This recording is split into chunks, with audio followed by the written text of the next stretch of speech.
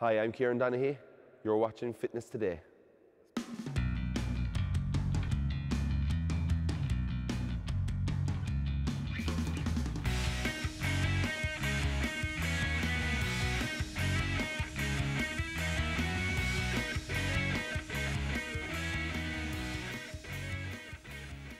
Hi there and welcome to another edition of Fitness Today. On today's show we have a personal trainer and nutritionist here in the studio with us, and we'll also be hearing from a man who runs marathons in his spare time, a gym owner, a zumba instructor and a captain of the Kerry football team. First off, we dive into the world of bodybuilding. Let's take a look at Hercules Gym.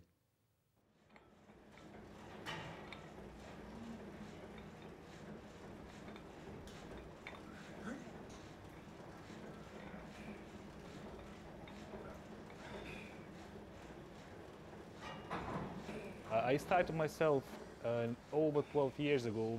I just decided to give it a go for a month. And as you see now, 12 years down, I'm still training and I don't see myself stopping actually. So it's just unbelievable. Again, this sport changed a lot in my life. It gave me a lot of confidence, self-confidence. And before you should be shy, you should be afraid to say to people no or what I think. Now I'm totally different person, and I see actually other guys who trains in here from regular people, I call them. We're turning into the personalities. We're starting to know what we want in their lives. We're setting up new goals and actually we're hitting them. So that's, I'd say that's the beauty of this sport. We came up with this idea to open this place back over 4 years ago, basically looking for a place ourselves where we'd be able to train, improve ourselves and compete in national levels. And at the moment we're growing fast. Now over 4 years into the business, we have a good success in the competitions. We have the champions, vice-champions, third place winners. I'm happy actually more girls are getting involved into it. I've been always active. I used to dance for 11 years, so it was a natural step. Naturally, I get involved in fitness, and I've been training for the last 2 years. I'm in weight training, and since last summer, I decided to go for competitions, so my weight training a little bit changed. My friends getting used to the weightlifting, especially women are scared of it. So they're lifting the weight, they see, the benefits out of it. Even heavy weights is nothing to be scared about. And they love what it does to their bodies. Training routine, the most basic training routine consists of a warm-up, then a weight training, and then we call it cooling down. Some people do abs, some people do stretching. My training routine, I train usually 5 days a week. There's split days, so I'll do certain body parts. It's always the same week. Every single time I train, it's different exercises, so I never repeat anything. I'm slowly getting into cardio, which is not my favorite part. Preparation for competition normally starts 4 months out. That involves a lot of cardio, but the main difference between the regular training and preparation for competition is what you eat.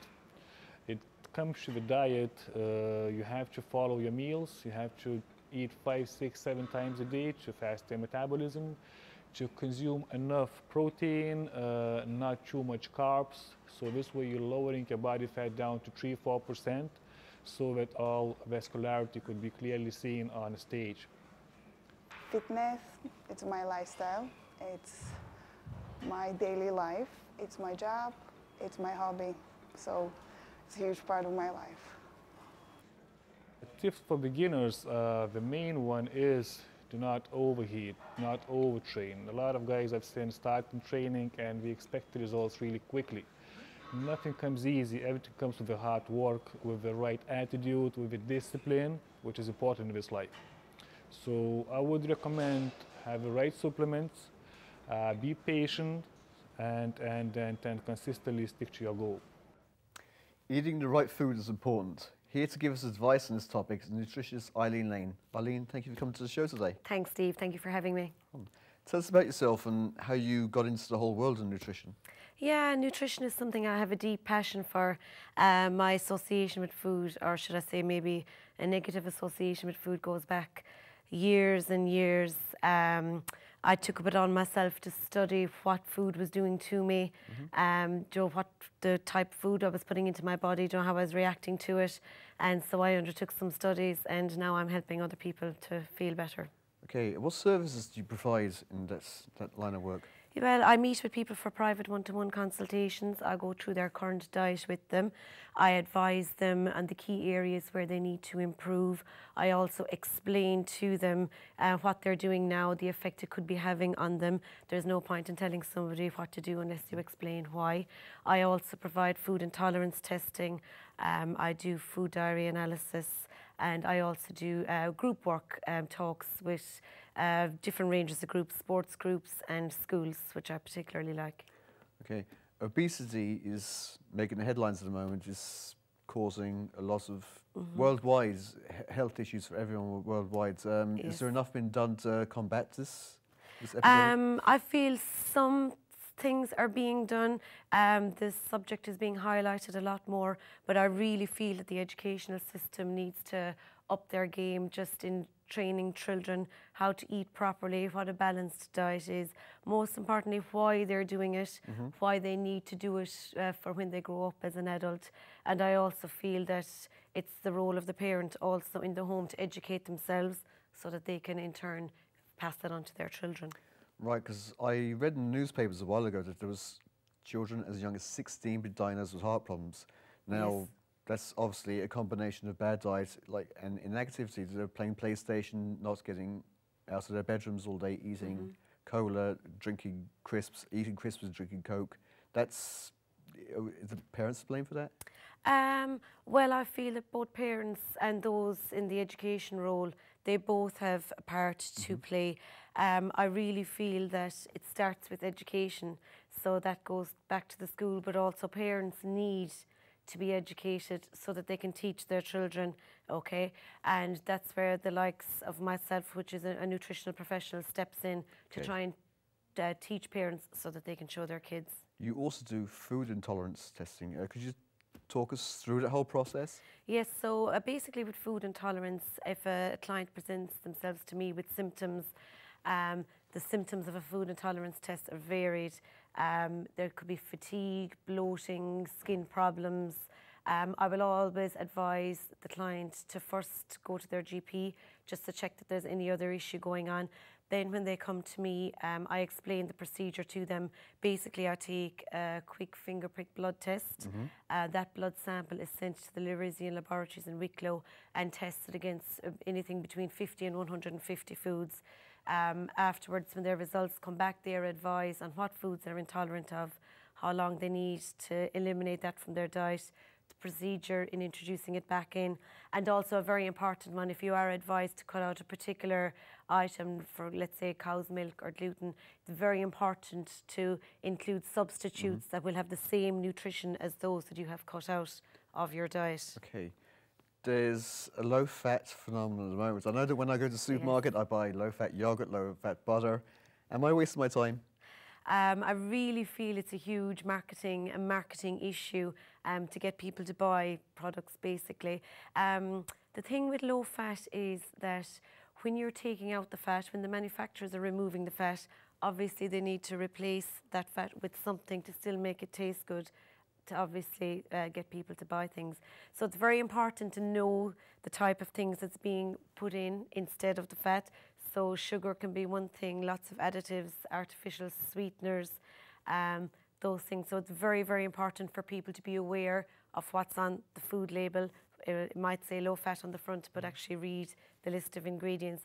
And that's what I like to do in my group talks, especially teach people how to label read so that they can make an informed choice when they're doing their grocery shopping. Okay. Now, what advice would you give to people that want to improve their nutrition, their overall health? Well, firstly, I think it's very important for a person to sit down and take stock of what they're doing. You really don't know what you're eating and drinking until you document it, and you can see it on the written page. Okay. So the first step would be to just write down what you're eating and drinking at the times you're doing it at, and then really and truly is to show it to a professional, just so you can get some advice. Am I on the wrong road, the right road? What are the better alternatives that I could be eating? But definitely the first thing would be documenting what you're eating and drinking. And what would you say are the main problems affecting the health of people today? Well, firstly, we mentioned obesity, and I do feel this is a big factor, and education really needs to be stepped up a little. Stress actually is also another key factor in people's health today, so I think that's another issue that needs to be tackled. Okay, Eileen, thank you for coming and talk to us today. Thank you very much, Steve. Thank you. Okay. Running a marathon is something most of us dream about doing. Richard Murphy is one man who turns his thoughts into action. Here he is talking about his journey from beginner to marathon runner. I started running about 3.5 years ago. Could never really run before that because I didn't really have the fitness, but what got me the fitness was I started cycling. The cycling gave me the fitness to go further than 2 miles. So I decided I'd run further than 2 miles. But so once I started doing that, and once I was able to run certain distances, I kind of forgot about the bike. So the running took over then. So I've been running since. When I started running, I never intended on running whatever further than 10k or 5k or 10k. But once I did a 5k, I did a 10k. I decided to do a 10 miler, and it kind of gradually crept up on me. You know that, okay, and you gradually get more and more confidence from your ability, in your own ability to run. And when you do achieve new things like finishing a 10k or finishing a 10 miler, it starts creeping into your head. Maybe I could do a half marathon, and then ultimately maybe I can do a marathon. So I kind of just want to do marathons now as opposed to the shorter races. I've done 3 twice. I did it last year and I did it in 2012. I've done Dublin twice, 2014, 2013, and I've done marathon in Killarney, and I've done a marathon in Limerick. There's 6 major marathons in the world. There's London, New York, Chicago, Berlin, Japan, Tokyo, I think. That's 5. Boston is the other one. I forgot about Boston. I'm actually doing London in April. I managed to get into that, and I'm running Berlin in September, hopefully. There's a share of training involved. It's consisting of running at least 3-4 times a week from varying distances. So you'd have a long run at the weekend. The basics of it would be you run long at the weekend, Saturday or Sunday, and then at least 2 other runs during the week, at least. You'd have to be aiming for at least 30-40 miles per week running, minimum. The runs during the week would consist of speed work, as they call it, where you're running faster than you normally run, considerably faster than you normally run. And that can be fairly tough, fairly tired after that. But the main run is the long run at the weekend, up to 20 miles. And when I did start running, I didn't know anyone to run with, so I used to do the long runs on my own. And they were, I was questioning my sanity. I was out on the road running, raining, cold, wet, wind, cars passed me by. I could see the expression on their faces of the motorists saying, who is this lunatic out on the road in this weather? And I was saying to myself, what am I doing this for? I need a new hobby. I'm taking up golf. But through the running, I got to know other fellas, and nice bunch of guys, and since then I've been running with them, and it just makes it a lot easier to do the long runs. I take a vitamin supplement all right, because the constant running does affect your immune system. And I take in a bit more protein as well, because there's a lot of muscle damage from the constant pounding, so plenty of protein to repair muscle damage. Other than that, we'd say the week leading up to a marathon, you might have heard of carb loading, carbohydrates. Carbohydrates are the food that we get our main energy from, like porridge, pasta, wholemeal bread, things like that. So I top up on a lot of that in the week leading up to a marathon. My wife, then, she has run a couple of 5Ks as well. She's the engine room behind me, the marathon man. I have 2 daughters, and they see Daddy running, so we try to get them involved with the with athletics as well. They're a member of the Unreact club in Castle Island. I'm a member of that club myself. If you do cross the finish line and you get a PB, all the training has been worth it, because that's why you do it. You do it to test yourself and to challenge yourself and see how fast you can run a certain distance for. Well, I'm not a young man anymore, but hopefully I'll be doing this for a few years to come.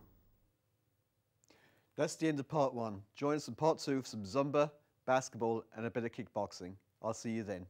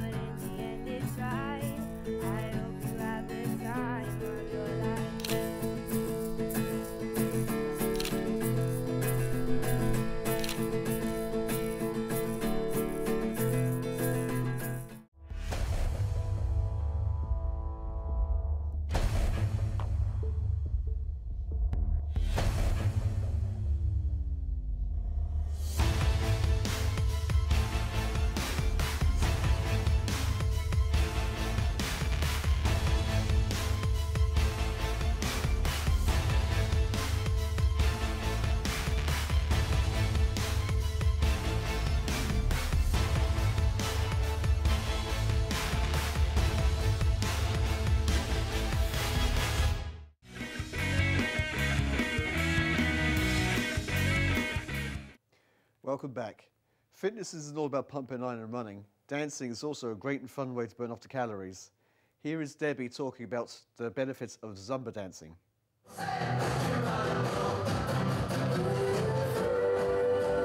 Hi, my name's Debbie Driscoll. I'm the owner of Kerry Dance and Fitness in County Kerry, Tralee, Southern Ireland. I started dancing at the age of 3. I've studied all different types of dancing, from tap, ballet, modern, jazz, musical theatre. When we opened here, we started doing Zumba, which was the new thing in town. Basically, 750 calories in one class, so that's why the girls love it. It's fun, it's dancing, so it's just like a party. Each song has a dance routine, so the girls just learn it and just work away, basically. Bokwa is the other one that we do. That is every step of the alphabet is a dance step. Sorry, every letter of the alphabet is a dance step. That is nearly 1,500 calories, so double what Zumba is in 45 minutes, but it's a lot harder. Pole fitness we do. We're one of the few places in Kerry that do pole fitness. Core strength, upper body strength, we even do men's classes. We've done 7 Strictly Come Dancings for the GA clubs and charities. We do ballroom, salsa, tap dancing, ballet, belly fitness.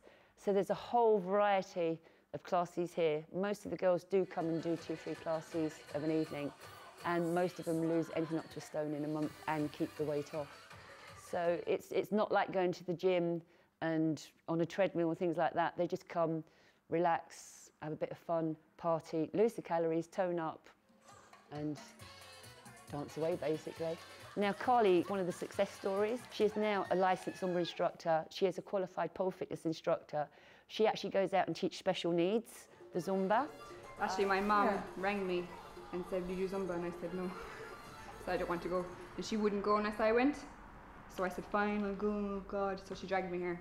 And obviously, from the very first 10 minutes, I was hooked. That was it. Been coming ever since. Yeah, I'm here. This will be my 3rd year. Yeah, we were here 2 years last year. Yeah, 3rd year. Yeah. So 10 classes a week I do. That's how much I love it.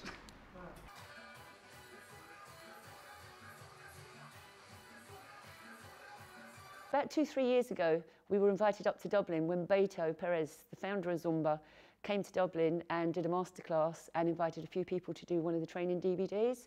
And moi was one of the ones that did the training DVD with Beto and Gina. Sometimes when I'm doing a class and we've got a lot of new people in the class, we keep it down so it's not so hard on them. So basically, they're getting the cardiovascular through the Zumba. So that's our old school aerobics, group activity, group exercise class.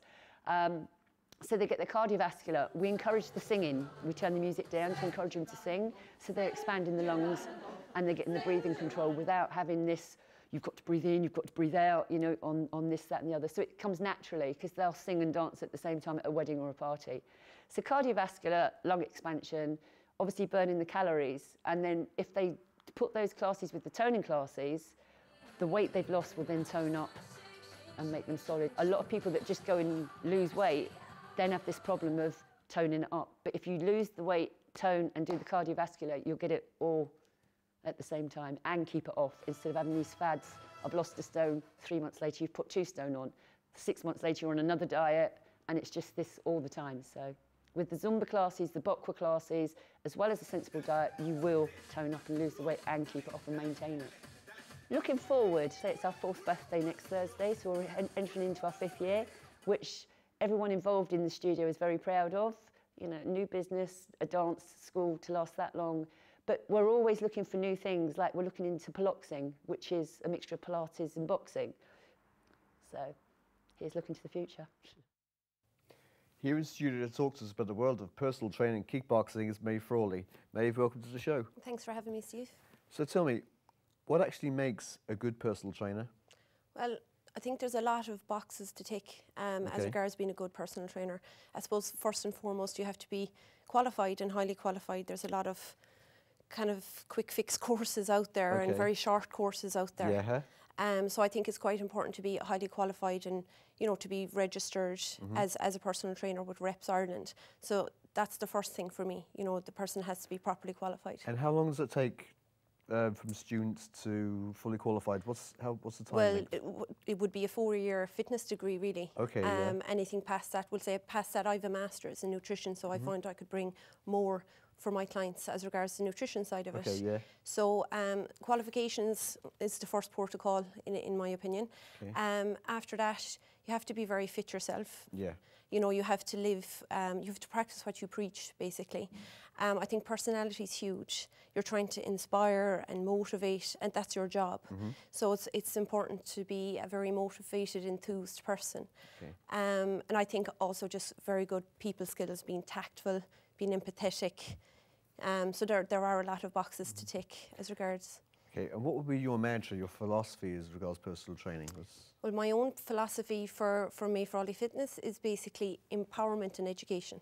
That's, if I was to put it in a nutshell, that's the 2 words I'd use. I'm trying to empower my clients, be it man, woman, an able-bodied person, a disabled person, someone, any type of person. I'm trying to empower them physically and mentally. Okay.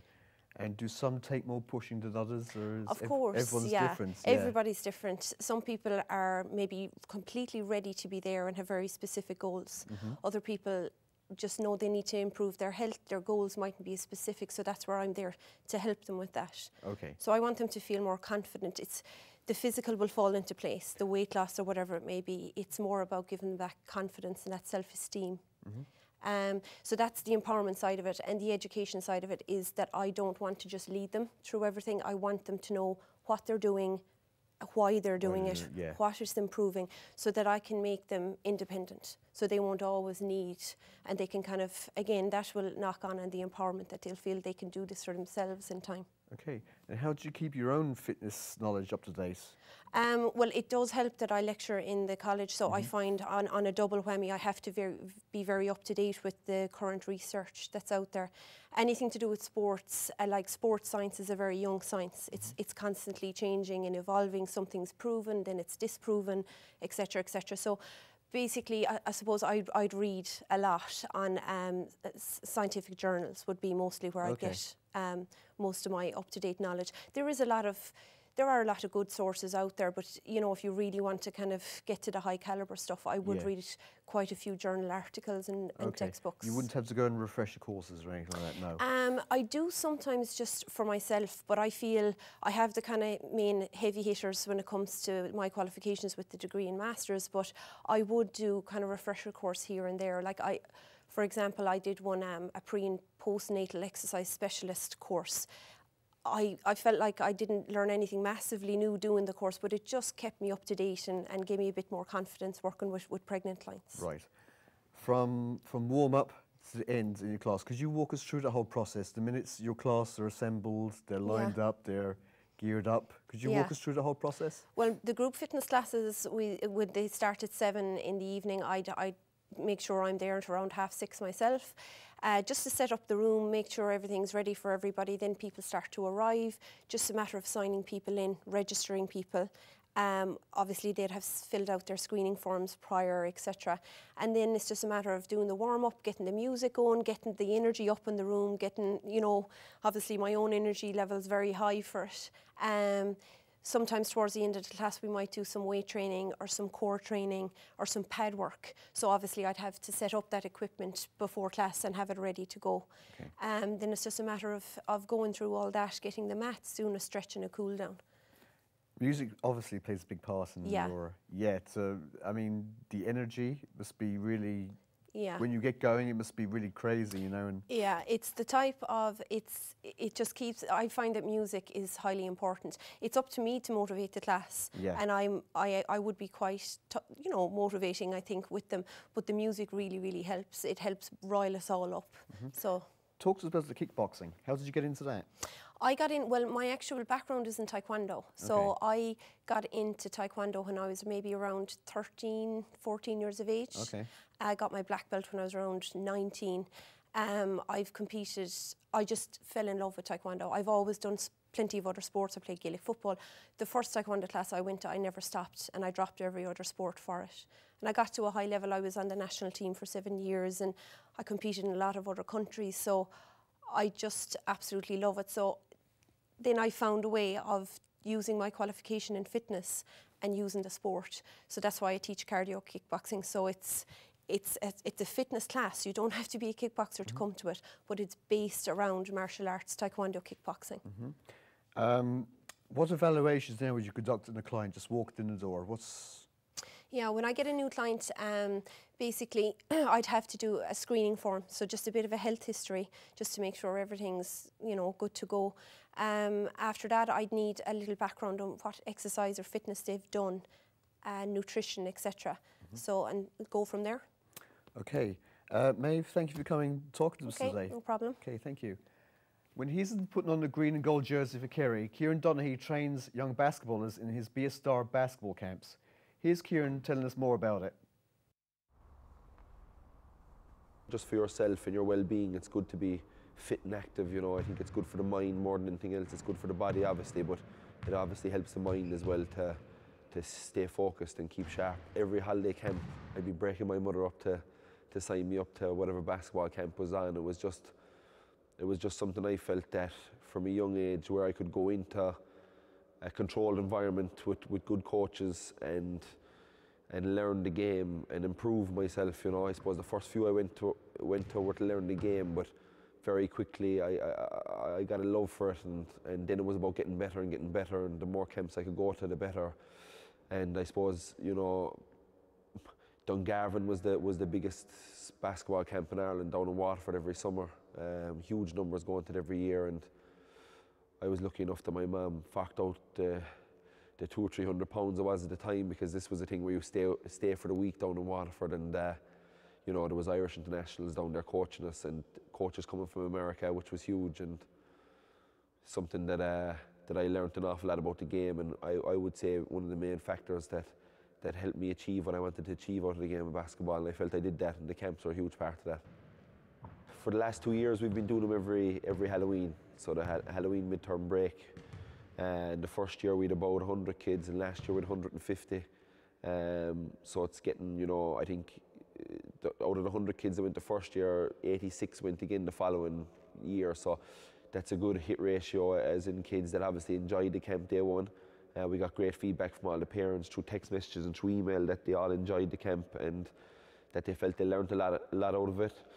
It brings you back to your fitness and health as well, you know, instead of kids maybe staying at home playing PlayStation or lying around the house watching DVDs, that they were down here for 4 or 5 hours working, learning, socialising with other kids. The overall goal is to get it to where, you know, it's an annual event. I'd love to get it to the level of Dungarvan, where kids would come from all over the country and stay.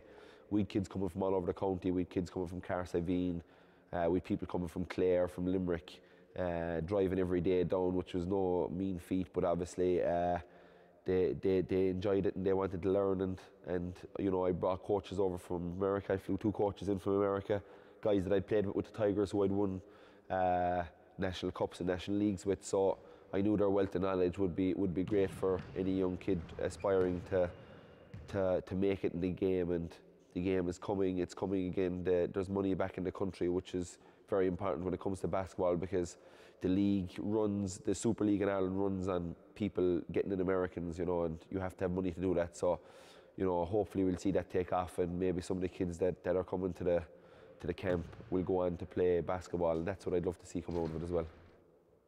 If you're physically right, the mental side will come that bit easier. If you're not physically right, I think the mental side, you know, I think there's a greater toll on the mental side of things if you're not being physically active or doing anything at all. Been playing with Kerry since I was a minor at 18. Thankfully, and I'm lucky enough to be from Kerry, where we're known as a successful county, and thankfully in my term, you know, I've been a senior for 10 years now, the guts of 10 years, and I've contested 7 or 8 All-Ireland finals and won 4 of them, you know, so it's been a huge honour for me to be involved in it, and to now lead the county out in this coming championship season will be huge for me, and something that I can't wait to do. And with God's help, once the body stays fit and I get through the league, once championship comes around, it's going to be exciting times this summer, and with God's help we can help the kingdom to more glory. And I always say we're only holding on to the jersey and we're passing it on to the next generation, but I'm trying to hold on to it for dear life as long as I can. Being the captain, I hope last year stands to me. I'm still very hungry. I'm hungry to achieve, and I think this team is hungry to achieve, so we're looking forward to it. Well, that's all we have time for today. Hope you enjoyed the show, and thanks for watching. Bye for now.